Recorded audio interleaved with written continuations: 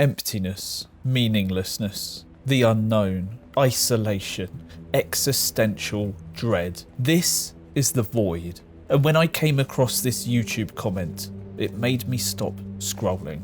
Do I care about Mr. Beast? No. Will I put this video on to drown out the void? Yes.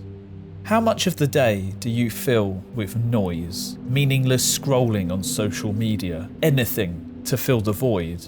Most of my day is filled with the sound of people talking. Every day I wake up and line up tabs of YouTube videos of anything that I find mildly interesting. I have tabs open from months ago, videos I thought I'd watch later, but later never comes. They just sit there, proof of my attempt to consume more than I can handle. But the ones that I do choose to play become my noise, my filter for the void. What are we trying to ignore? What are we trying to block out? What is this void? The void is your mind, and we've become so numb with the onslaught of content that we can't even stand to face the noise of our own mind. Mere seconds in its presence and you're scrolling again, looking for your next fix. TikTok, YouTube Shorts, podcasts, music, a 4-hour retrospective of a game you played 15 years ago for 10 minutes. Distractions, anything to fill the void. But what if we faced it? I often described trying to sleep at night as deafeningly quiet. For most of my life, sleep was my greatest enemy. Each night I would lie there, staring at the ceiling, my mind racing. I would toss, turn, reposition my pillow, anything to escape the thoughts that crept in. But no matter what I did, they only got louder. I'd check the time, convinced that I must have drifted off at some point, only to see the first light creeping in through my window. It felt like that I had lost another battle, another night consumed by the void.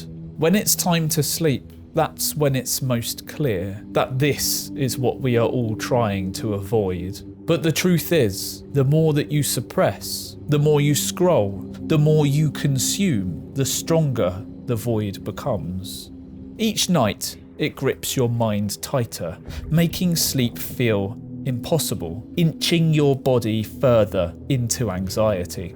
But what if the void, the very thing that we are trying to hide from, is trying to help us?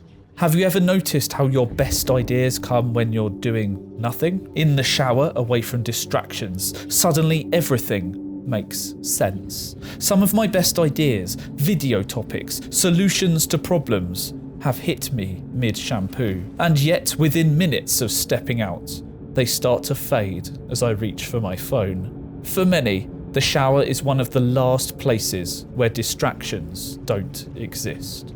No screens, no endless content, just time to think. And in that silence, the void finally speaks. In this quiet, the void reveals its true nature. It's processing time, time to make connections, time to look through your problems, time to make plans, and time to rest. The noise of your mind doesn't have to be unbearable, but it will be if you let it, if you block it from working. Filling times of quiet with noise constantly throughout the day is putting off that time for your mind to think. Emptiness, meaninglessness, the unknown, isolation, existential dread. This is the void. And when I came across this YouTube comment, it made me stop scrolling. Do I care about Mr. Beast? No. Will I put this video on to drown out the void? Yes. I know that feeling. One day, I was walking to town alone, with only my mind for company. A thought kept repeating. I'm going crazy. I didn't want to think about it, but it was forced upon me. And then, just as I passed the bus stop outside the swimming pool, the thought became real. A sudden rush of panic, pure dread. I was crazy. I had internalized it. My heart pounded, my breath tightened. I tried to reason with myself. They're just thoughts. Ignore them. But the void doesn't care about logic. Eventually I focused on my breathing and calmed myself down. and remembered, I don't have to believe my own thoughts. But I knew where this had come from, not from nowhere.